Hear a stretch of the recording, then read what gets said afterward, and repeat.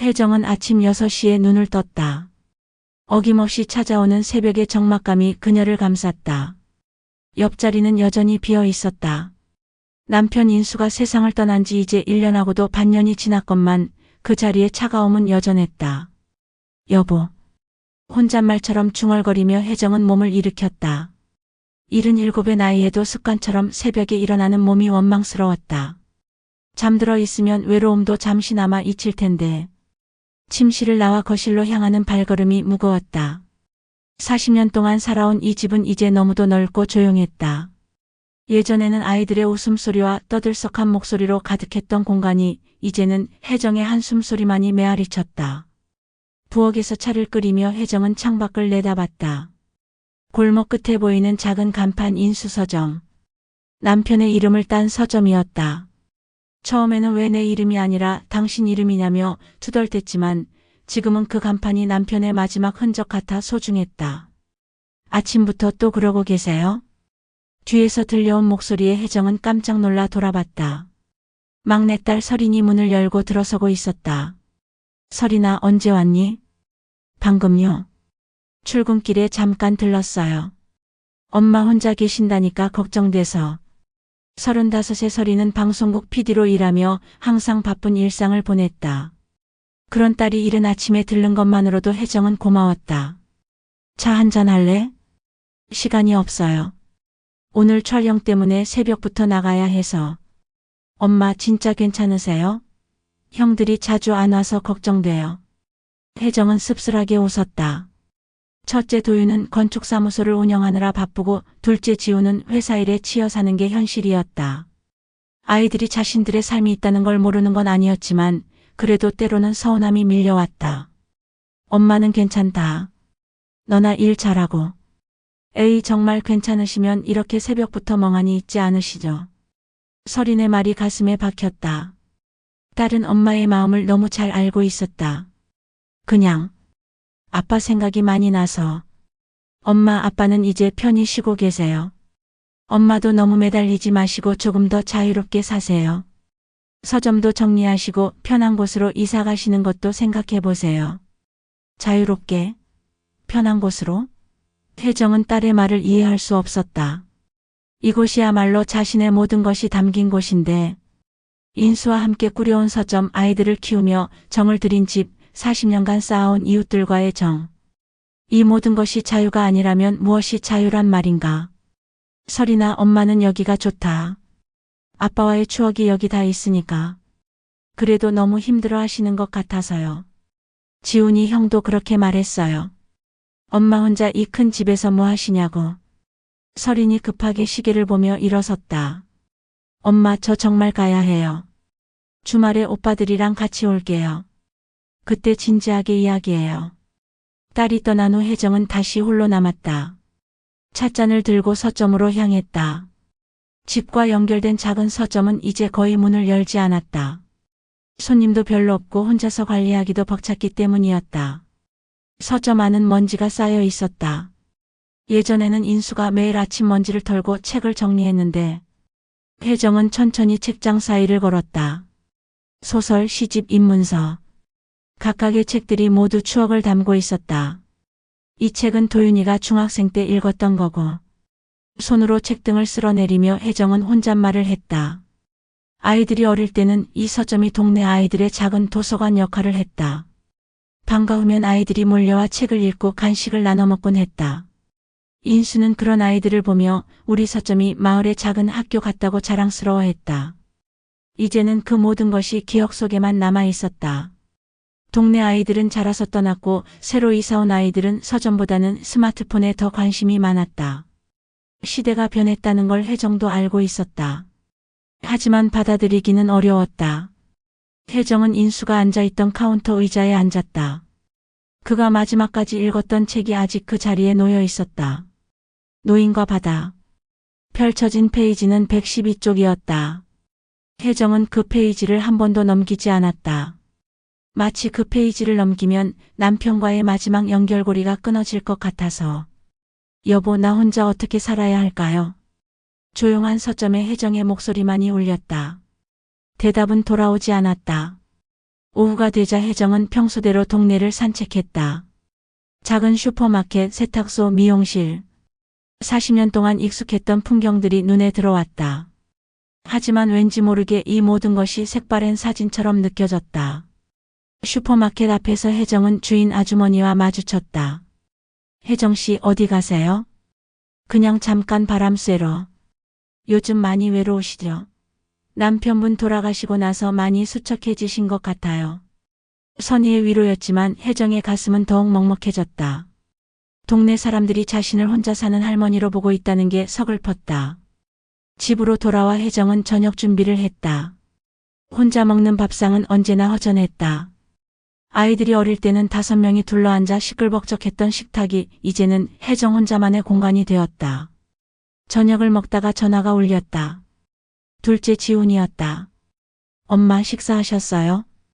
응, 지금 먹고 있다.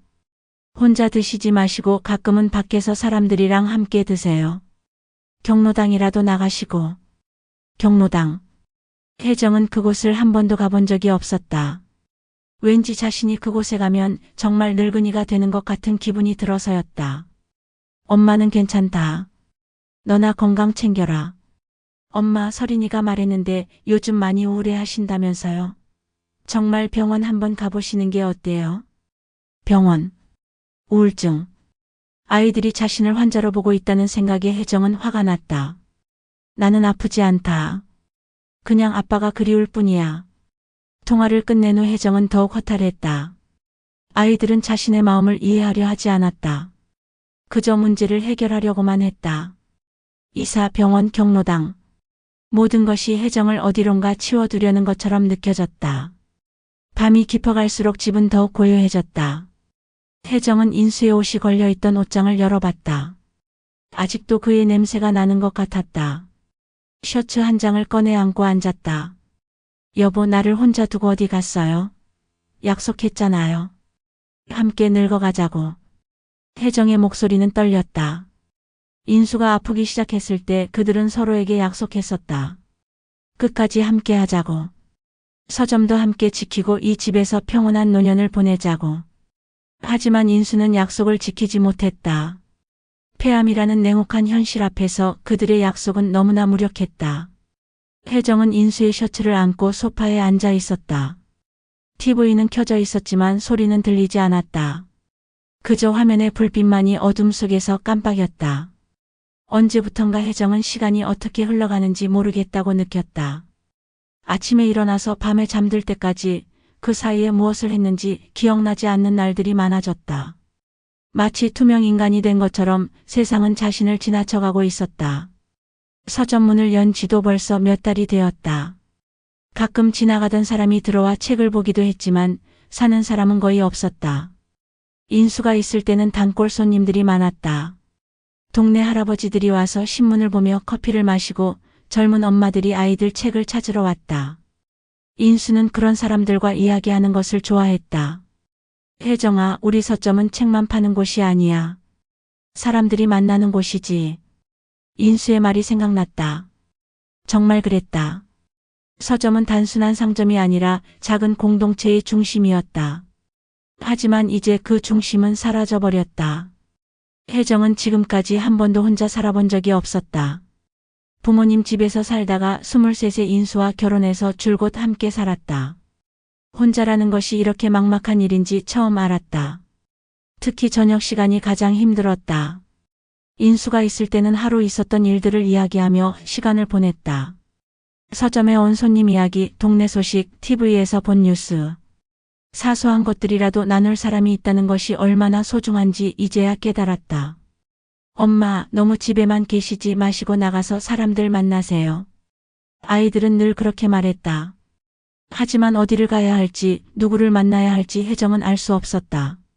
인수와 함께 지내던 친구들은 대부분 부부 단위로 만나던 사람들이었고 혼자가 된 지금은 어색했다.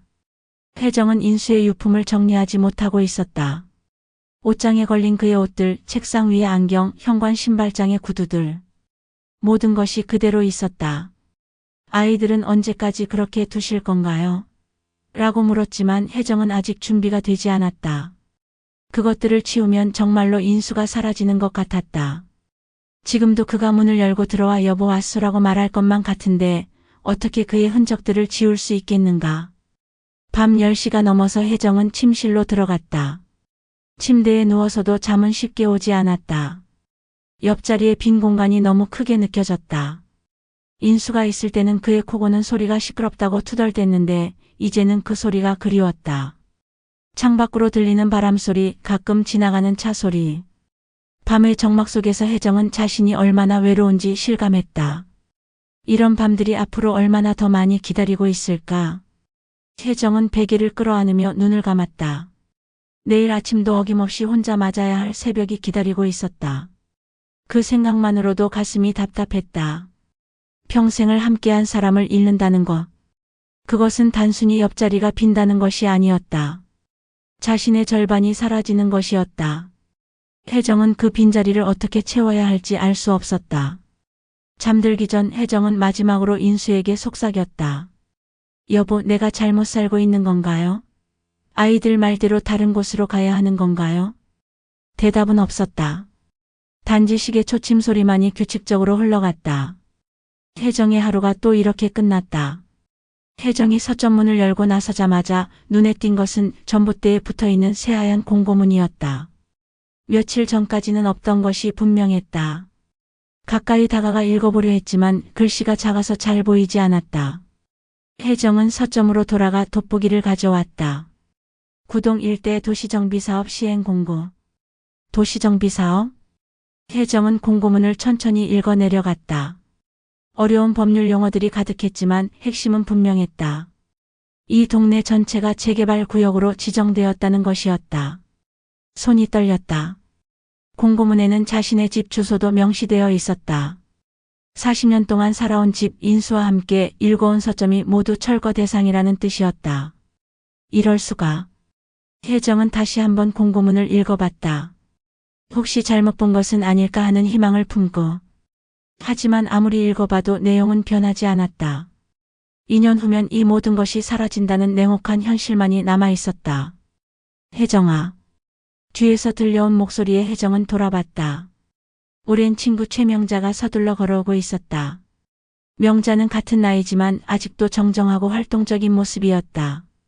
젊었을 때부터 교사로 일하며 단단함을 길러온 덕분이었다. 너도 이 공고문 봤구나.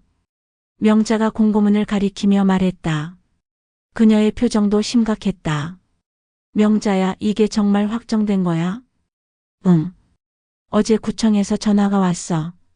주민설명회가 다음 주에 있다고. 혜정은 다리에 힘이 빠지는 것을 느꼈다. 명자가 재빨리 혜정의 팔을 잡아 지탱해 주었다. 괜찮아? 얼굴이 새하얘졌네. 명자야, 나 어떻게 해야 해? 이 집을 떠날 수 없어. 인수와의 추억이 다 여기 있는데. 일단 서점으로 들어가자. 여기서 이야기할 수 없어. 둘은 서점 안으로 들어갔다. 명자는 혜정을 의자에 앉히고 찬물을 떠왔다. 천천히 마셔. 그리고 진정해. 어떻게 진정해? 40년 동안 살던 집을 떠나라는데. 혜정의 목소리가 떨렸다. 명자는 그런 친구를 안타깝게 바라봤다. 혜정아, 나도 마찬가지야. 우리 집도 재개발 구역 안에 들어있어. 하지만 울고 있을 수만은 없잖아. 그럼 어떻게 해야 하는데? 일단 정확한 정보부터 알아봐야지. 주민설명회에 가서 제대로 된 이야기를 들어보자. 그때 서점문이 열리며 도윤이 들어왔다. 혜정의 첫째 아들인 도윤은 건축사무소를 운영하며 재개발 관련 일도 많이 다뤄봤다. 엄마, 공고문 보셨죠? 도윤아. 혜정의 목소리는 애처로웠다. 하지만 도윤의 반응은 예상과 달랐다. 엄마, 사실 이건 좋은 기회일 수도 있어요. 이 집 너무 오래됐잖아요. 겨울에 춥고 여름에 덥고. 새 아파트로 이사 가시면 훨씬 편하실 텐데. 뭐라고? 혜정은 아들을 믿을 수 없다는 듯 바라봤다. 엄마, 현실적으로 생각해 보세요. 서점도 요즘 장사 안 되시잖아요. 재개발되면 보상금도 받으시고 그 돈으로 편한 곳에서 여유롭게 사시는 게 낫지 않을까요? 도윤아, 너는 이 집이, 이 서점이 엄마한테 뭘 의미하는지 몰라? 물론 알죠. 하지만 엄마, 추억은 마음속에 있는 거예요. 건물이 없어진다고 추억까지 사라지는 건 아니잖아요. 명자가 끼어들었다. 도윤아, 내 말도 맞지만 혜정이한테는 이 집이 단순한 건물이 아니야. 내 아버지와 평생을 함께한 곳이고 너희들을 키운 곳이잖아. 명자 이모, 저도 그 마음은 이해해요. 하지만 엄마 혼자서 이 큰 집을 관리하기도 힘드시고 서점도 적자만 나고 있어요. 차라리 이참에 정리하시는 게. 정리? 혜정의 목소리가 커졌다. 내 인생을 정리하라는 거야? 40년 동안 쌓아온 모든 걸 그냥 버리라는 거야? 엄마, 그런 뜻이 아니에요. 그냥 더 편한 환경에서 사시라는. 편하다고? 낯선 곳이 어떻게 편해? 여기가 내 집이야. 여기가 내가 죽을 때까지 살고 싶은 곳이라고. 혜정의 목소리가 높아지자 도윤은 당황했다. 평소 온화했던 어머니가 이렇게 격하게 반응하는 모습을 본 적이 없었기 때문이다. 엄마, 진정하세요. 아직 확정된 것도 아니고. 확정될 거 아니야? 공고문까지 나왔는데. 혜정은 울음을 터뜨렸다. 지난 1년 반 동안 참아왔던 모든 감정이 한꺼번에 쏟아져 나왔다. 남편을 잃은 슬픔, 홀로 남겨진 외로움, 그리고 이제는 마지막 남은 터전마저 잃어야 한다는 절망감까지. 명자가 혜정의 어깨를 감싸 안았다. 울지마, 혜정아. 아직 포기할 때가 아니야. 명자야, 나 어떻게 해? 이 집을 떠나면 인수와의 추억은 어떻게 되는 거야? 아이들이 뛰어놀던 마당은? 우리가 함께 가꾼 작은 화단은? 도윤은 어머니의 눈물을 보며 미안함을 느꼈다.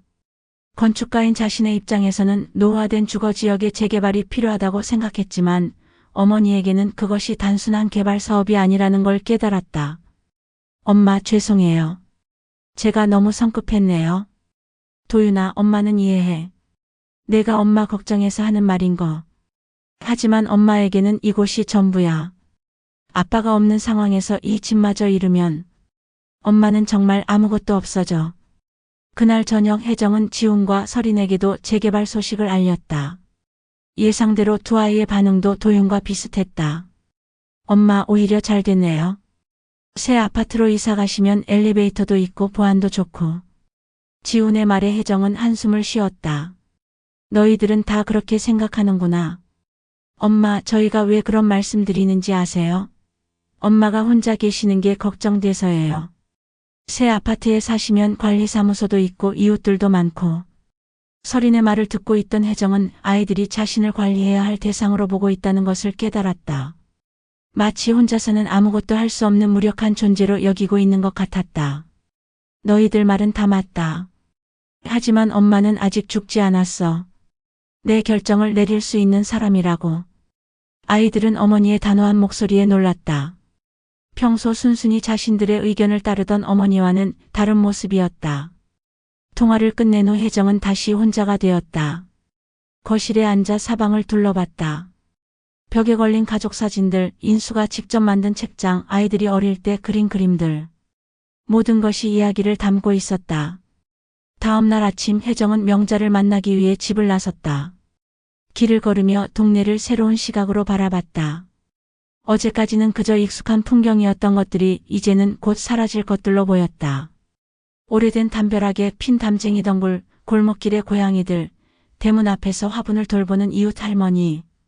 이 모든 것이 2년 후에는 사라진다는 것이 믿어지지 않았다. 명자의 집에 도착하자 그녀는 이미 관련 자료들을 준비해 놓고 있었다. 혜정아, 앉아.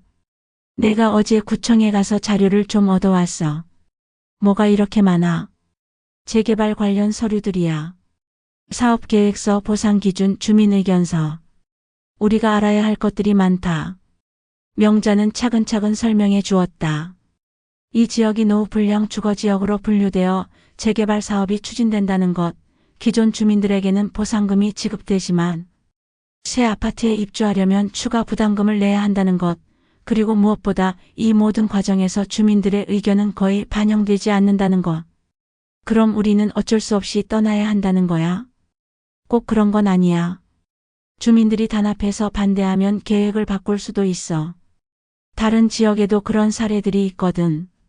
혜정은 희망의 불빛을 보는 것 같았다. 정말? 응. 하지만 쉽지 않을 거야. 시간도 오래 걸리고 많은 사람들이 힘을 모아야 해. 그날 오후 주민설명회가 열렸다. 동네 회관에는 평소보다 많은 사람들이 모여 있었다. 혜정은 명자와 함께 뒷자리에 앉았다. 개발업체 관계자가 나와 사업 계획을 설명했다. 새로운 아파트 단지 조감도, 편리한 시설들, 향상된 주거 환경. 듣고 있으면 장밋빛 미래만이 기다리고 있는 것 같았다. 주민 여러분께는 합리적인 보상이 이루어질 것입니다. 오래된 주택에서 벗어나 쾌적한 신축 아파트에서 새로운 생활을 시작하실 수 있습니다. 설명이 끝나고 질의응답 시간이 되었다. 몇몇 주민들이 보상금에 대한 질문을 했다. 대부분 현실적인 내용들이었다. 혜정은 손을 들고 싶었지만 망설여졌다. 무엇을 어떻게 말해야 할지 확신이 서지 않았다. 그때 명자가 먼저 손을 들었다. 재개발이 꼭 필요한 건가요? 이 동네에는 아직도 많은 분들이 애착을 가지고 살고 계십니다.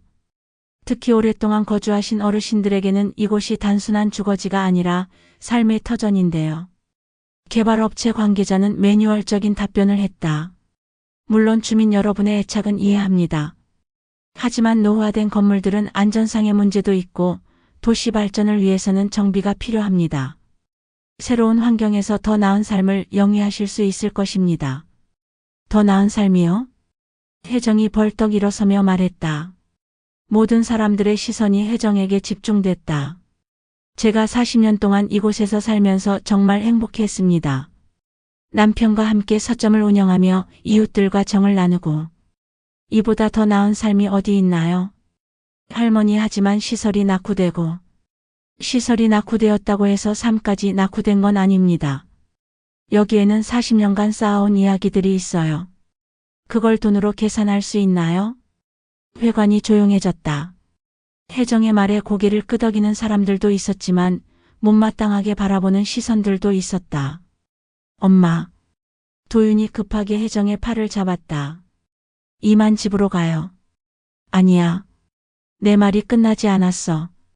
혜정은 아들의 손을 뿌리치고 다시 말했다. 저는 이곳을 떠나고 싶지 않습니다. 제 인생이 담긴 곳을 지키고 싶어요. 설명회가 끝난 후 집으로 돌아가는 길에 도윤이 말했다. 엄마, 왜 그렇게 하셨어요? 사람들이 다 보는 앞에서. 뭐가 잘못됐어? 내 솔직한 마음을 말한 건데. 하지만 현실적으로 불가능한 일이잖아요. 재개발이 이미 결정됐는데 개인이 어떻게 막아요? 모르겠어. 하지만 한 번도 시도해보지 않고 포기할 수는 없어. 그날 밤 혜정은 잠들지 못했다. 머릿속이 복잡했다. 아이들의 말이 틀린 것은 아니었다. 현실적으로 보면 재개발을 받아들이는 게 나을 수도 있었다. 하지만 가슴 한편에서는 그래도 싸워봐야 하는 것 아니냐는 목소리가 들렸다. 새벽 2시쯤 혜정은 서점으로 갔다. 어둠 속에서 책들이 조용히 자리를 지키고 있었다. 혜정은 인수가 앉던 의자에 앉아 주변을 둘러봤다. 여보, 우리 서점을 지킬 수 있을까요? 혼자서도 할 수 있을까요? 조용한 서점에는 혜정의 목소리만이 울렸다. 그때 책장 위에서 무언가 반짝이는 것이 보였다. 가까이 가보니 인수가 쓰던 펜이었다. 파이트 포요 드림즈라고 영어로 새겨진 펜. 젊은 시절 인수가 서점을 열겠다는 꿈을 가졌을 때 혜정이 선물한 것이었다. 꿈을 위해 싸워라. 혜정은 펜을 꼭 쥐었다. 인수라면 이런 상황에서 어떻게 했을까? 분명 포기하지 않았을 것이다. 서점을 처음 열 때도, 사업이 어려울 때도, 아이들을 키우며 힘들 때도 인수는 항상 할 수 있다고 말했다. 혜정은 결심했다. 적어도 한 번은 싸워보겠다고. 인수와 함께 일궈온 이 모든 것을 지키기 위해서라도. 다음 날 아침 혜정은 명자에게 전화를 걸었다. 명자야, 나 마음 정했어. 어떻게? 싸워볼 거야. 우리 집을, 서점을 지킬 거야. 전화기 너머로 명자의 웃음소리가 들렸다. 그래, 그렇게 나와야지. 나도 너와 함께 할게. 혜정은 처음으로 남편을 잃은 후 희망이라는 감정을 느꼈다. 비록 앞길이 막막하고 이길 수 있을지 확신할 수 없었지만 적어도 가만히 당하고만 있지는 않겠다는 다짐이 섰다. 창밖으로 보이는 서점 간판이 아침 햇살에 반짝였다. 마치 인수가 잘하고 있다고 격려해 주는 것 같았다. 혜정아, 정말 할 거야? 명자가 혜정의 손을 잡으며 물었다. 둘은 서점 안에 앉아 A사 용지 위에 재개발 반대 서명운동이라고 적힌 제목을 바라보고 있었다. 응. 해보자. 안 되면 안 되는 거고. 혜정의 목소리에는 어제까지와는 다른 힘이 실려 있었다. 명자는 그런 친구가 기특하면서도 걱정스러웠다. 그럼 일단 서명지부터 제대로 만들어야겠네. 내가 예전에 교사 노조 활동할 때 써먹던 노하우가 있으니까. 고마워, 명자야. 너 없었으면 나 혼자 뭘 할 수 있었겠어. 무슨 소리야? 어제 주민설명회에서 당당하게 발언한 사람이 누구야? 나는 그때 혜정이가 정말 멋있더라. 명자의 격려에 혜정은 부끄러우면서도 뿌듯했다. 평생 남편 뒤에서 아이들을 위해서만 살아왔던 자신이 처음으로 자신만의 목소리를 낸 것 같았다. 이틀 후 둘은 완성된 서명지를 들고 첫 번째 집을 방문했다. 옆집 김할아버지 댁이었다. 김할아버지, 안녕하세요. 혜정씨. 무슨 일이야? 재개발 관련해서 잠깐 말씀드릴 게 있어서요. 김할아버지는 고개를 내저었다. 아이고, 그걸 가지고 뭘. 이미 정해진 일인데 뭘 해봐야 소용없어. 할아버지, 그래도 한번 들어보세요. 우리가 단합하면 방법이 있을 수도. 혜정씨, 나는 피곤해. 나이 들어서 그런 일에 휘말리고 싶지 않아. 문이 닫혔다. 혜정은 당황했다. 첫 번째 집부터 거절당한 것이다. 기죽지 마. 처음이니까 그런 거야. 명자가 위로했지만 혜정의 마음은 이미 위축되어 있었다. 두 번째, 세 번째 집도 마찬가지였다. 우리 같은 서민이 뭘 해봐야 달라지겠어요. 보상금 받고 이사 가는 게 나아요라는 반응이 대부분이었다. 명자야, 우리가 너무 성급했나? 사람들이 다 관심 없어 해. 아니야. 아직 몇 집 안 가봤잖아. 포기하기엔 너무 이르다. 다섯 번째 집에서 처음으로 관심을 보이는 사람을 만났다. 30대 후반으로 보이는 젊은 엄마였다. 재개발 반대요? 저도 사실 찬성은 아니에요. 아이가 여기 어린이집 다니는데 갑자기 이사 가면 적응하기 힘들 것 같아서. 정말요? 그럼 서명해 주실 수 있나요? 그런데 효과가 있을까요? 저희 같은 일반인들이 반대한다고 해서 바뀔까요? 명자가 나섰다. 시도해보지 않으면 모르죠. 다른 지역에서도 주민들이 뭉쳐서 계획을 바꾼 사례들이 있어요. 완전히 막을 수는 없어도 조건을 개선시킬 수는 있을 거예요. 젊은 엄마는 잠시 고민하더니 서명지에 이름을 적었다. 할머니들이 이렇게 적극적으로 나서시는데 저도 힘을 보태야죠. 첫 번째 서명을 받은 혜정은 마음이 뛰었다. 작은 성공이었지만 희망을 느꼈다. 그날부터 혜정과 명자는 매일 오후 시간을 내어 집집마다 방문했다. 거절당하는 일이 더 많았지만 점점 서명해주는 사람들이 늘어갔다. 특히 오래 거주한 어르신들 중에는 혜정의 마음에 공감하는 분들이 있었다. 혜정씨, 나도 이 동네 떠나기 싫어요. 손자들이 놀던 골목, 아침마다 인사하던 이웃들. 다 정이 들었는데 70대 이웃 할머니의 말에 혜정은 자신만의 생각이 아니라는 것을 깨달았다. 일주일 후 혜정은 뜻밖의 도움을 받았다. 동네에서 20년간 미용실을 운영해온 김숙자 씨가 서점을 찾아온 것이었다. 사장님, 서명운동 하신다며요? 네, 그런데 저도 도와드릴게요. 미용실에 오시는 분들한테 이야기해 볼게요. 제 고객분들 중에 이 동네 오래 사신 분들이 많거든요. 혜정은 감격했다. 서점을 거의 열지 않았는데도 동네 사람들이 자신의 활동을 알고 있었던 것이다. 정말요? 고마워요. 사실 저도 이 동네 떠나고 싶지 않아요. 단골 손님들도 많고 여기서 장사 시작한 지 20년이 넘었는데 새로운 곳에서 다시 시작하기엔 너무 늦었어요. 김숙자 씨의 도움으로 서명 참여자가 눈에 띄게 늘어나기 시작했다. 미용실이라는 공간의 특성상 동네 소식이 빠르게 전해졌고 혜정의 활동에 대한 이야기도 퍼져나갔다. 하지만 가족들의 반응은 여전히 차가웠다. 엄마, 동네에서 괜한 소문만 나고 있어요. 사람들이 엄마를 이상하게 본다고 하던데요. 지훈의 전화였다. 이상하게? 뭐가 이상해? 노인네가 쓸데없는 일에 나선다고. 그냥 조용히 이사 준비나 하시라고. 쓸데없는 일. 혜정의 목소리가 높아졌다. 내 집을 지키는 게 쓸데없는 일이야? 엄마, 그런 뜻이 아니라 이기기 힘든 싸움을 하시면서 스트레스만 받으시는 것 같아서요. 혜정은 아들의 말이 서운했다. 아이들은 어머니가 무언가를 시도하는 것 자체를 부담스러워하는 것 같았다. 그러던 어느 날 혜정에게 놀라운 일이 벌어졌다. 서점에서 서명을 받고 있는데 30대 남성이 들어왔다. 혹시 재개발 반대 서명 받으시는 분이세요? 네, 맞습니다. 저는 옆 동네에서 카페를 운영하는데요. 소문을 듣고 왔습니다. 저희도 비슷한 상황이거든요. 청년은 자신을 이준호라고 소개했다.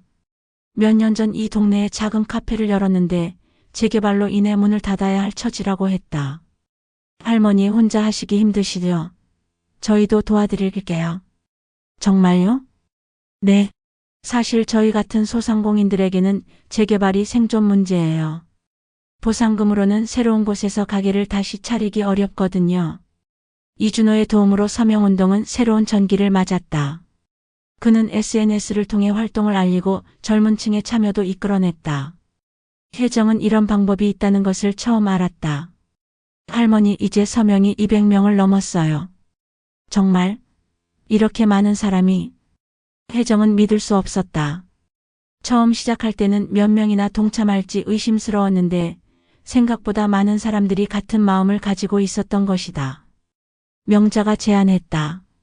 이제 구청에 정식으로 의견서를 제출해보자. 200명의 서명이면 무시하기 어려울 거야. 의견서를 어떻게 써? 내가 초안을 만들어 볼게. 혜정이는 서점 운영하면서 쌓은 지식이 많잖아. 우리 동네의 역사적 가치, 문화적 의미 같은 걸 정리해봐. 혜정은 그제서야 자신이 가진 것들을 인식하기 시작했다. 40년간 서점을 운영하며 쌓아온 독서 경험, 동네 사람들과 나눈 무수한 대화들, 그리고 이 지역의 변천사를 지켜본 산증인으로서의 시각. 맞아. 나도 할 수 있는 일이 있구나. 혜정은 그날부터 동네의 역사를 정리하기 시작했다. 언제 이 동네가 형성되었는지, 어떤 사람들이 살았는지, 서점이 지역 커뮤니티에서 어떤 역할을 했는지. 기록으로 남겨진 것은 많지 않았지만 혜정의 기억 속에는 생생한 이야기들이 있었다. 명자도 교사 시절의 경험을 살려 체계적인 의견서를 작성했다. 단순한 감정적 호소가 아니라 논리적이고 설득력 있는 내용으로 구성했다. 구청에 의견서를 제출한 날 혜정은 처음으로 자신이 뭔가 의미 있는 일을 하고 있다는 느낌을 받았다. 공무원은 검토해보겠다는 형식적인 답변을 했지만 그래도 자신들의 목소리를 공식적으로 전달했다는 것에 의미가 있었다. 혜정아, 오늘은 좀 어때? 뭔가 달라진 기분 안 들어? 집으로 돌아가는 길에 명자가 물었다. 응. 뭔가 살아있다는 느낌? 맞아. 그거야. 우리가 그냥 앉아서 당하고 있는 게 아니라 뭔가 하고 있다는 거. 이게 바로 삶이지. 혜정은 명자의 말에 고개를 끄덕였다. 남편을 잃은 후 처음으로 자신이 여전히 살아있는 사람이라는 것을 실감했다. 하지만 가족들의 반응은 여전히 차가웠다. 저녁 때 도윤이 전화를 걸어왔다. 엄마, 동네에서 서명운동 하신다며요? 응. 왜? 엄마, 정말 그런 걸로 뭐가 바뀔 거라고 생각하세요? 그냥 시간 낭비예요. 시간 낭비라고? 혜정의 목소리가 차갑게 변했다. 엄마, 제발 현실을 보세요. 재개발은 이미 결정된 일이에요. 개인이 어떻게 막아요? 차라리 그 시간에 이사 준비를 하시는 게. 도윤아, 내가 건축가라서 그런 생각을 하는 거야. 하지만 엄마에게는 이 집이 설계도면이 아니라 삶 그 자체야. 엄마. 아니야. 엄마는 포기 안 해. 끝까지 해볼 거야. 통화를 끊고 나서 혜정은 서운함을 감출 수 없었다. 자식들이 자신을 응원해주기는커녕 방해하고 있다는 생각이 들었다. 그런 혜정에게 힘이 된 것은 뜻밖의 곳에서 나타났다. 이준호가 데려온 20대 청년들이었다. 할머니, 저희가 도와드릴게요. 너희가 왜? 여기가 저희에게도 소중한 곳이거든요. 어릴 때 할머니 서점에서 책도 많이 읽었고 이런 정겨운 동네가 사라지는 게 아쉬워요. 혜정은 놀랐다. 자신이 기억하지 못하는 사이에 이 서점이 누군가에게는 소중한 추억의 공간이었던 것이다. 할머니, 저희가 온라인으로도 서명을 받을 수 있어요. 더 많은 사람들이 참여할 수 있도록. 젊은이들의 도움으로 서명운동은 생각보다 빠르게 확산되었다. 온라인과 오프라인을 넘나들며 참여자가 늘어났고 지역 언론에서도 관심을 보이기 시작했다. 어느 날 오후 혜정은 서점에서 지역신문 기자를 만났다. 할머니, 재개발 반대 운동을 시작하신 계기가 뭔가요? 혜정은 잠시 생각했다. 그동안 자신도 명확하게 정리하지 못했던 마음들이었다. 이곳은 제게 그냥 집이 아니에요. 남편과 함께 꿈을 키운 곳이고 아이들을 기른 곳이고 이웃들과 정을 나눈 곳이에요. 40년의 삶이 여기에 다 들어있거든요. 하지만 재개발을 통해 더 나은 주거 환경을 얻을 수도 있지 않을까요? 더 나은 환경이 꼭 새로운 건물을 의미하는 건 아니라고 생각해요. 여기에는 40년간 쌓아온 인간관계가 있어요. 서로 안부를 묻고 걱정해주는 이웃들이 있고요. 그것도 환경 아닌가요? 기자는 혜정의 말을 꼼꼼히 받아 적었다. 마지막으로 이 운동을 통해 이루고 싶은 게 뭔가요? 혜정은 잠시 서점 안을 둘러봤다. 인수가 정리해둔 책들, 아이들이 읽었던 동화책들, 이웃들이 가져다 준 화분들. 저는 제가 아직 살아있다는 걸 보여주고 싶어요. 77살이지만 아직 포기하지 않는다는 걸, 제 목소리를 낼 수 있다는 걸. 그리고 이 작은 서점이 동네 사람들에게 여전히 의미가 있다는 걸 지키고 싶어요. 기사가 나간 후 반응은 폭발적이었다. 지역을 넘어 전국적으로 혜정의 이야기가 알려졌다. 77세 할머니의 용기 있는 도전이라는 제목으로 여러 매체에서 다뤄졌다. 서점에는 응원 메시지들이 도착했다. 직접 찾아와 서명하는 사람들도 늘어났다. 혜정은 이런 관심이 신기하면서도 부담스러웠다. 명자야, 이렇게 많은 사람들이 관심을 가져줄 줄 몰랐어. 당연하지. 혜정의 이야기가 단순히 재개발 반대가 아니야. 자신의 삶을 지키려는 한 사람의 의지니까. 사람들이 감동받는 거야. 명자의 말을 듣고 혜정은 자신이 하고 있는 일의 의미를 새롭게 깨달았다. 단순히 집을 지키는 것이 아니라 자신의 존재 자체를 지키는 싸움이었던 것이다. 그날 밤 혜정은 인수의 사진 앞에 앉았다. 여보, 나 잘하고 있는 거 맞죠? 당신이었다면 어떻게 하셨을까요? 사진 속 인수는 여전히 온화하게 웃고 있었다. 혜정은 그 미소에서 답을 찾은 것 같았다. 당신도 응원해 주시죠. 우리 서점을, 우리 집을 지킬 수 있도록. 혜정은 처음으로 남편을 잃은 후 평온한 잠에 들었다. 내일은 더 많은 사람들을 만나고 더 많은 이야기를 들어야 했다. 하지만 더 이상 두렵지 않았다. 자신에게도 목소리가 있다는 것을, 그리고 그 목소리에 귀 기울여주는 사람들이 있다는 것을 알았기 때문이다. 서점 창문으로 들어오는 달빛이 책들을 은은하게 비췄다. 내일도 이 서점에서 새로운 이야기가 시작될 것이었다. 할머니, 이제 그만하시는 게 어떨까요? 서점 문을 열고 들어선 남자는 정장 차림의 40대였다. 개발업체에서 나온 직원이라고 자신을 소개했다. 뭘 그만하라고요? 혜정이 경계심을 드러내며 물었다. 서명운동 말입니다. 이미 언론에까지 나가셔서 화제가 되고 계시지만 현실적으로 재개발은 막을 수 없어요. 오히려 할머니께서 계속 이런 활동을 하시면 다른 주민분들만 혼란스러워 하실 거예요. 다른 주민들이 혼란스럽다고요? 그분들이 그런 말씀을 하시던가요? 직접 말씀은 안 하시지만 사실 많은 분들이 빨리 보상금을 받고 이주하고 싶어 하세요. 할머니 때문에 그 과정이 지연되고 있다고 느끼시는 거죠. 혜정은 가슴이 답답해졌다. 자신이 다른 사람들에게 피해를 주고 있다는 말인가? 그리고 할머니, 솔직히 말씀드리면 나이도 있으시고 이런 일은 젊은 사람들이 해야 하는 거 아닌가요? 편히 쉬시는 게 좋을 것 같은데요. 나이가 있으면 내 의견을 말할 수 없나요? 혜정의 목소리가 높아졌다. 그런 뜻이 아닙니다. 다만 현실적으로 나가세요. 할머니, 나가라고 했어요. 더 이상 듣고 싶지 않아요. 남자가 나간 후 혜정은 의자에 주저앉았다. 가슴이 두근거렸다. 자신이 정말 다른 사람들에게 피해를 주고 있는 것일까? 혼란스러웠다. 그날 오후 명자가 찾아왔을 때 혜정의 표정이 어둡다는 것을 금세 알아챘다. 무슨 일이야? 왜 그렇게 풀이 죽어 있어? 혜정은 오전에 있었던 일을 자세히 이야기했다. 그 사람들이 벌써 이런 식으로 나오는구나. 우리 활동이 효과가 있다는 증거야. 정말? 그런데 명자야, 혹시 내가 정말 다른 사람들에게 피해를 주는 건 아닐까? 무슨 소리야? 혜정이는 자신의 권리를 정당하게 주장하고 있는 거야. 그게 왜 피해야? 하지만 혜정의 불안은 쉽게 사라지지 않았다. 그날 저녁 슈퍼마켓에 갔을 때 주인 아주머니의 시선이 예전과 달랐다. 혜정 씨 요즘 바쁘시네요? 네? 서명 운동하신다면서요. TV에도 나오시고. 아주머니의 말투에는 미묘한 비아냥이 섞여 있었다. 네, 그런데. 근데 혜정 씨, 솔직히 말씀드리면 우리 같은 사람들은 빨리 보상금 받고 이사하고 싶거든요. 너무 오래 끌면 보상금도 줄어들 수 있다던데. 혜정은 할 말을 잃었다. 집으로 돌아가는 길에 김 할아버지와 마주쳤다. 예전 같으면 인사라도 했을 텐데 이번에는 고개를 돌리고 지나갔다. 혜정은 가슴이 아팠다. 그날 밤 도윤에게서 전화가 왔다.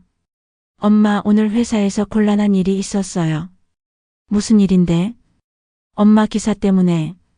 동료들이 저를 좀 이상하게 보더라고요. 어머니가 재개발 반대 운동을 하신다면서 건축사인 아들은 뭐하고 있냐고. 혜정은 가슴이 쿵 내려앉았다. 도윤아, 미안해. 엄마가 너한테까지 피해를 주는구나. 엄마, 제발 이제 그만하세요. 저희도 힘들고 엄마도 스트레스 받으시고 좋을 게 하나도 없잖아요. 하지만 엄마, 아빠도 이런 걸 원하지 않으셨을 거예요. 가족들이 힘들어하는 걸 보시면서까지 고집을 부리라고 하지 않으셨을 거라고요. 도윤이 인수를 언급하자 혜정은 더욱 혼란스러워졌다.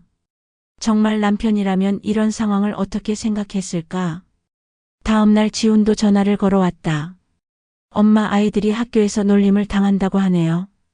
뭐라고? 할머니가 TV에 나와서 시끄럽게 한다고. 아이들이 힘들어해요.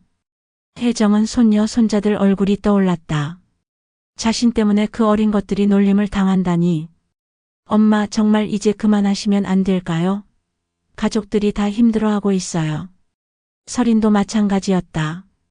엄마, 회사에서도 뭐라고 하고. PD라는 사람이 어머니는 객관적이지 못하다고 하더라고요. 제 일에까지 영향을 주고 있어요. 세 아이 모두 같은 말을 했다. 그만하라고. 혜정은 완전히 고립된 기분이었다. 며칠 후 더 충격적인 일이 벌어졌다.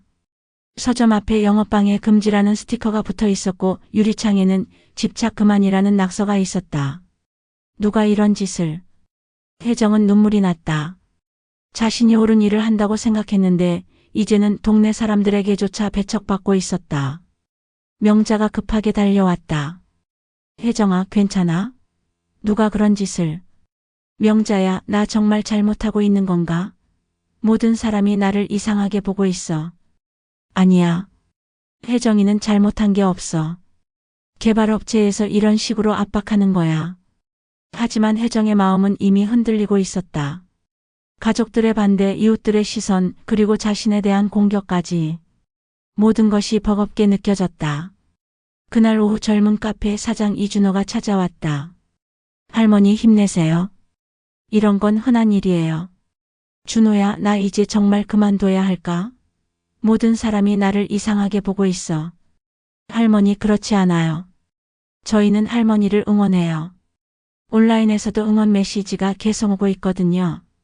하지만 온라인의 응원보다는 현실의 시선이 더 무거웠다. 혜정은 점점 위축되어 갔다. 결정적인 사건은 다음 주에 일어났다. 두 번째 주민설명회가 열렸는데 이번에는 분위기가 완전히 달랐다. 혜정 씨 때문에 우리가 피해를 보고 있어요. 한 주민이 소리를 질렀다. 보상금 협상도 늦어지고 이사 계획도 세울 수 없고. 언제까지 이런 식으로 끌 거예요? 맞아요. 개인의 욕심 때문에 우리 모두가 고생하고 있잖아요. 여기저기서 비슷한 목소리들이 터져 나왔다. 혜정은 모든 시선이 자신에게 집중되는 것을 느꼈다. 따가웠다. 저는 그냥 혜정이 말을 시작하려고 했지만 목소리가 떨렸다. 할머니, 이제 정말 그만하세요. 나이도 있으시고 혼자서 뭘 할 수 있다고. 우리도 처음에는 이해하려고 했어요. 하지만 이제는 너무 심해요. 혜정은 일어서서 회관을 나왔다. 더 이상 견딜 수 없었다. 명자가 뒤따라 나왔다. 혜정아, 괜찮아? 혜정은 울고 있었다. 명자야, 나 정말 틀렸나? 모든 사람이 나를 이기적이라고 해. 아니야. 혜정이는 이기적이지 않아. 그 사람들이 개발업체한테 회유당한 거야. 하지만 내 가족들도 같은 말을 해. 아이들, 손자들까지 피해를 보고 있는데 내가 정말 옳은 일을 하고 있는 걸까? 명자는 친구의 어깨를 감싸 안았다. 혜정아, 옳은 일이 항상 쉬운 건 아니야. 하지만 그렇다고 포기할 수는 없잖아. 하지만 혜정의 마음은 이미 많이 기울어져 있었다. 집으로 돌아온 혜정은 인수의 사진 앞에 앉았다. 여보, 나 정말 잘못하고 있는 건가요? 아이들도 힘들어하고 동네 사람들도 나를 싫어하고. 당신이라면 어떻게 하셨을까요?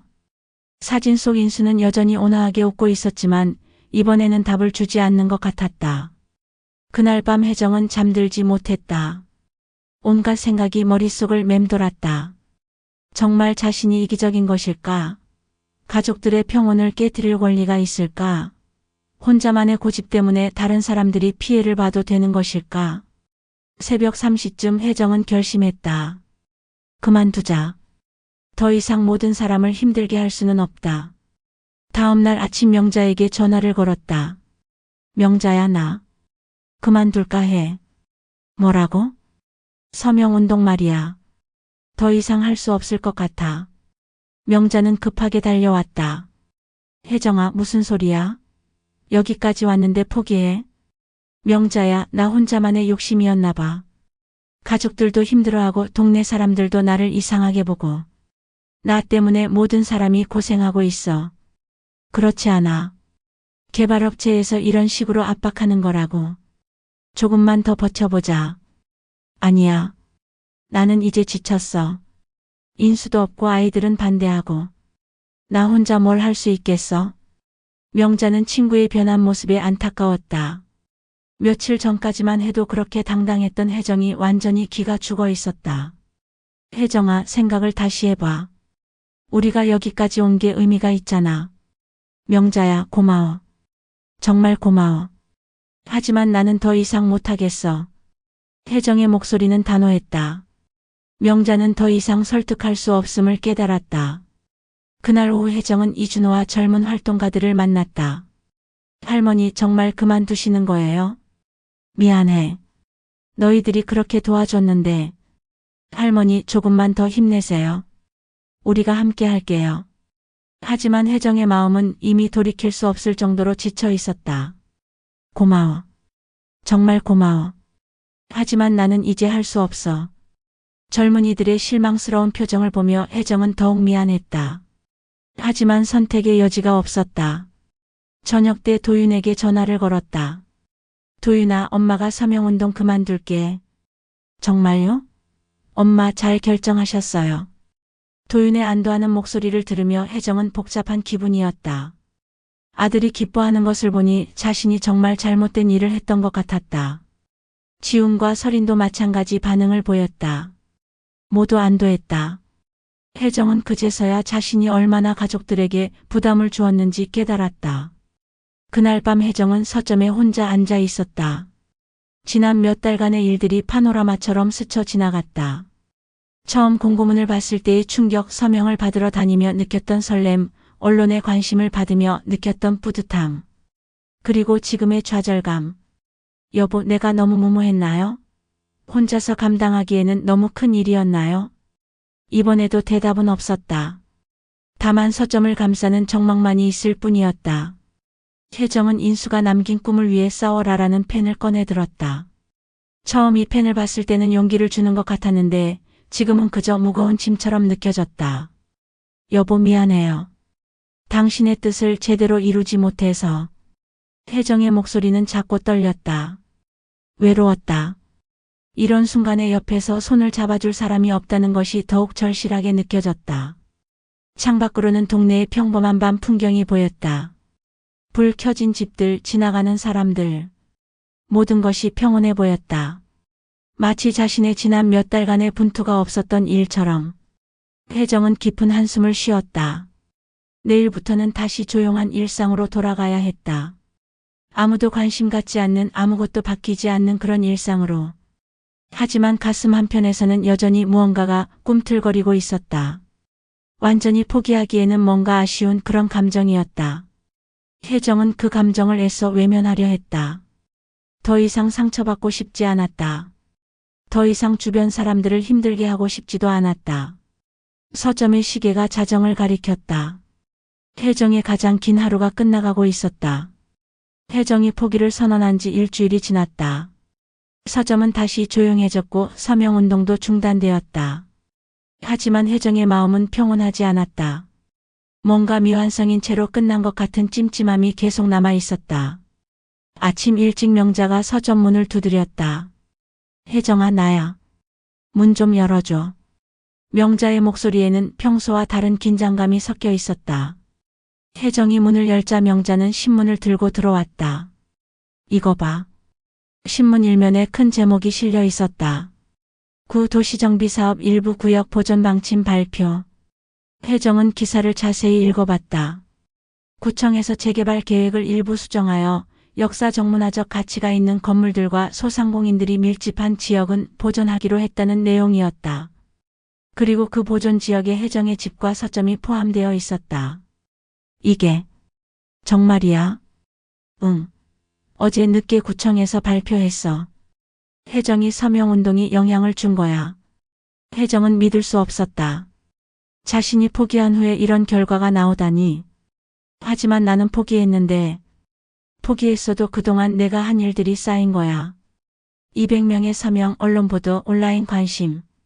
모든 것이 영향을 준 거라고. 혜정은 신문을 다시 읽어봤다. 기사 말미에는 77세 박혜정 씨의 진정성 있는 호소가 시민들의 공감을 불러일으켰고 이것이 정책 변화의 계기가 되었다는 내용도 있었다. 명자야, 그런데 왜 이렇게 갑자기? 사실은 말이야. 명자가 조심스럽게 말을 꺼냈다. 혜정이가 포기한다고 했을 때 나는 혼자서라도 계속하기로 했어. 그리고 준호랑 젊은 친구들도 마찬가지였어. 뭐라고? 우리가 마지막으로 구청장을 직접 만났어. 혜정이 이야기를 했고 그동안 모인 자료들을 보여줬지. 그리고 이 동네가 갖고 있는 진짜 가치에 대해서도 이야기했어. 혜정은 감동했다. 자신이 포기했을 때도 친구들이 계속해서 싸워줬다는 것이었다. 미안해, 명자야. 내가 중간에 포기해서. 무슨 소리야. 혜정이가 있었기 때문에 시작할 수 있었던 거야. 그리고 명자가 잠시 망설이더니 말을 이었다. 사실 구청장이 가장 감동받은 건 혜정이 이야기였어. 77세의 할머니가 자신의 삶의 터전을 지키려고 이렇게 나서는데 우리가 그걸 외면할 수는 없다고 하더라.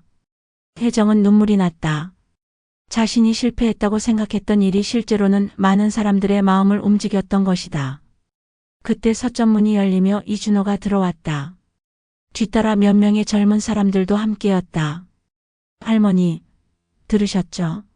우리가 이겼어요. 준호야. 혜정은 할 말을 잃었다. 젊은이들의 환한 얼굴을 보니 더욱 미안했다. 할머니가 포기하셨을 때 정말 속상했어요. 하지만 우리는 할머니가 시작해 주신 일을 끝까지 해내고 싶었어요. 고마워. 정말 고마워. 혜정의 목소리가 떨렸다. 할머니, 이제 서점을 계속 운영하실 수 있어요. 그리고 저희가 도와드릴게요. 이곳을 정말 특별한 공간으로 만들어봐요. 오후가 되자 동네 곳곳에서 소식이 퍼져나갔다. 처음에는 혜정을 비난했던 사람들도 이제는 다른 반응을 보였다. 혜정씨 축하드려요. 결국 혜정씨 뜻대로 되었네요. 슈퍼마켓 아주머니가 먼저 인사를 건넸다. 사실 저도 이 동네 떠나기 싫었는데 혜정씨 덕분에 계속 살 수 있게 됐어요. 김 할아버지도 혜정을 찾아왔다. 혜정씨, 내가 미안했어. 처음에 너무 차갑게 대했지. 아니에요. 할아버지도 할아버지 입장이 있으셨으니까. 그래도 혜정 씨가 옳았어. 우리 같은 늙은이들도 목소리를 낼 수 있다는 걸 보여주셨어. 혜정은 이웃들의 변한 태도가 신기했다. 결과가 좋게 나오니 모든 사람의 시각이 달라진 것이었다. 저녁 무렵 예상하지 못한 사람들이 찾아왔다. 도윤, 지훈, 설인이 함께 온 것이었다. 엄마. 도윤이 먼저 입을 열었다. 저희가 잘못했어요. 엄마 말씀을 제대로 듣지 않았어요. 도윤아. 엄마가 이기실 줄은 몰랐어요. 정말로 바뀔 수 있을 줄은. 지훈도 고개를 숙였다. 엄마 죄송해요. 엄마를 너무 나이 드신 분으로만 생각했어요. 아직도 이렇게 대단한 일을 하실 수 있는데. 설인이 혜정의 손을 잡았다. 엄마 저 정말 자랑스러워요. 회사 사람들도 다들 엄마 이야기를 듣고 감탄했어요. 어머니가 정말 대단하시다고. 혜정은 아이들을 바라봤다. 그들의 눈에는 진심 어린 존경이 담겨 있었다. 너희들이 반대했을 때 정말 힘들었어. 가족들까지 나를 이해하지 못하면 어떻게 하나 싶어서. 엄마 정말 죄송해요. 엄마의 의지를 믿지 못했어요. 도윤의 목소리에 눈물이 섞여 있었다.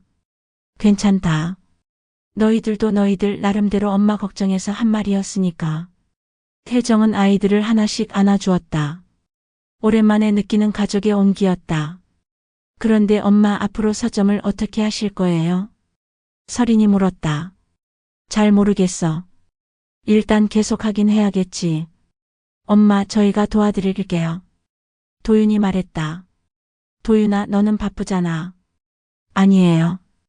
주말에라도 와서 도와드릴게요. 지훈이랑 설인이도 마찬가지고. 정말? 네. 이번 일로 깨달았어요.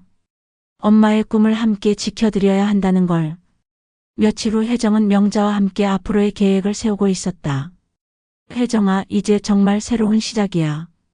그런 것 같아. 그런데 명자야, 나 혼자였으면 절대 못했을 거야. 내가 있어서 가능했어. 무슨 소리야? 혜정이의 용기가 모든 걸 시작한 거야. 나는 그냥 옆에서 힘을 보탠 것뿐이야. 고마워 정말. 두 사람은 서점 앞에 붙을 새로운 간판을 구상하고 있었다.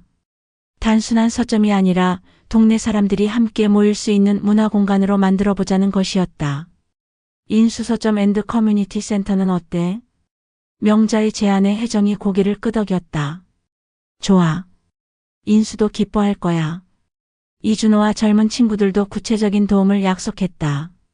주말마다 와서 책 정리를 도와주고 동네 아이들을 위한 독서 모임도 만들어보자고 했다. 할머니 이제 정말 꿈 같아요. 할머니 서점에서 새로운 추억들을 만들어갈 수 있다니. 한 달 후 새롭게 단장된 서점이 문을 열었다. 오래된 책들은 정리되었고 한쪽에는 사람들이 앉아서 차를 마실 수 있는 공간도 만들어졌다. 개장 첫날 생각보다 많은 사람들이 찾아왔다. 동네 주민들, 젊은 활동가들, 그리고 혜정의 이야기를 언론에서 본 사람들까지. 할머니 정말 멋진 공간이에요. 여기서 책도 읽고 차도 마실 수 있다니 좋네요. 아이들 데리고 자주 올게요. 혜정은 사람들의 반응을 보며 뿌듯했다. 인수가 꿈꿨던 사람들이 만나는 공간이 정말로 현실이 되고 있었다. 저녁 무렵 손님들이 모두 돌아간 후 혜정은 혼자 서점에 앉아 있었다. 인수의 사진을 바라보며 조용히 말을 건넸다. 여보 우리가 해냈어요. 서점도 지키고 새로운 시작도 했어요. 사진 속 인수는 여전히 온화하게 웃고 있었다. 이번에는 정말로 잘했다고 말해주는 것 같았다. 당신이 없어서 정말 외롭고 힘들었어요. 포기하고 싶을 때도 있었고. 하지만 끝까지 해냈어요. 혜정은 인수가 남긴 펜을 꺼내 들었다. Fight for your dreams. 이제야 그 의미를 제대로 이해할 수 있었다. 여보 이제 정말로 꿈을 위해 싸웠어요. 그리고 이겼어요. 창밖으로는 동네의 평온한 저녁 풍경이 보였다. 하지만 이제는 그 풍경이 다르게 느껴졌다. 자신이 지켜낸 풍경, 자신도 여전히 그 속에서 의미 있는 역할을 하고 있는 풍경이었다. 다음 날 아침 혜정은 평소보다 일찍 일어났다. 하지만 예전처럼 외로움 때문이 아니라 설렘 때문이었다. 오늘도 서점에서 새로운 사람들을 만나고 새로운 이야기를 나눌 생각에 가슴이 뛰었다. 명자가 일찍 찾아왔다. 혜정아, 오늘 기분 어때? 좋아. 정말 오랜만에 아침이 기대되는 것 같아. 그럼 됐어. 이제 진짜 새로운 인생이 시작된 거야. 맞아. 77의 새로운 인생이라니. 상상도 못했어. 두 사람은 함께 서점문을 열었다. 아침 햇살이 책들을 따뜻하게 비췄다. 새로운 하루가 시작되었다. 오후에는 동네 아이들을 위한 첫 번째 독서 모임이 열릴 예정이었다. 혜정은 아이들에게 어떤 책을 읽어줄지 고민하며 책장을 둘러봤다. 그때 문득 생각났다. 인수가 마지막까지 읽었던 노인과 바다. 혜정은 그 책을 꺼내들었다. 112쪽에서 멈춰있던 그 책을. 여보, 이제 이 책을 끝까지 읽어볼게요. 그리고 아이들한테도 들려줄게요. 혜정은 112쪽을 넘겼다. 처음으로 인수와의 마지막 연결고리를 끊는 것이 아니라 새로운 연결을 만들어가는 것이라고 생각하며 책 속에서 늙은 어부는 여전히 바다와 싸우고 있었다. 포기하지 않고 끝까지. 혜정은 그 모습에서 자신을 발견했다. 사람은 패배하도록 만들어진 게 아니야. 사람은 파멸당할 수는 있어도 패배하지는 않아. 해밍웨이의 문장을 소리내어 읽으며 혜정은 미소 지었다. 자신도 패배하지 않았다. 77의 나이에도 여전히 꿈을 지킬 수 있었다. 창밖으로 보이는 인수서점 앤드 커뮤니티 센터 간판이 햇빛에 반짝였다. 혜정과 인수의 꿈, 그리고 이제는 많은 사람들의 꿈이 담긴 공간이었다. 혜정은 깊이 숨을 들이쉬었다. 새로운 시작의 향기가 났다. 77살 혜정의 새로운 인생이 지금 시작되고 있었다.